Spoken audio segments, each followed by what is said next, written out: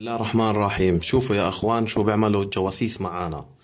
هذا سامسونج جالاكسي اس 5 شغال مثل ما تشوفوا. اول شي بنطفي التليفون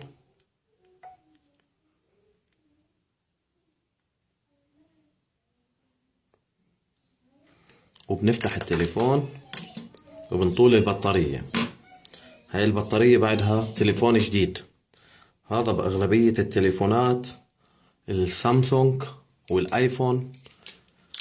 شوفوا شو جوا البطارية. بتفتحوا البطارية ما بتخرب البطارية.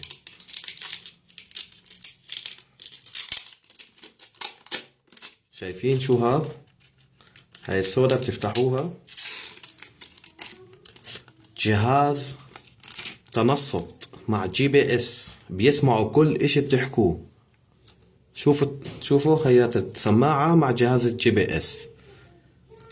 بتشيلها يعني ما تخافوا البطارية ما بتخرب. هاي هون تبعوا البطاريات وهي هون موصلة في الكهرباء عشان يتنصتوا علينا ويتجسسوا. فبتسحبوها بتطلعوها اشي عادي ما بصير فيه التليفون. هياتها السماعة مبينة اذا شايفينها. بتسكروا التليفون تردوا تلزقوها. هاي رجعت البطارية مثل ما هي. بنحطها بالتليفون وبنشغل التليفون. برجع التليفون يشتغل ما فيها شي.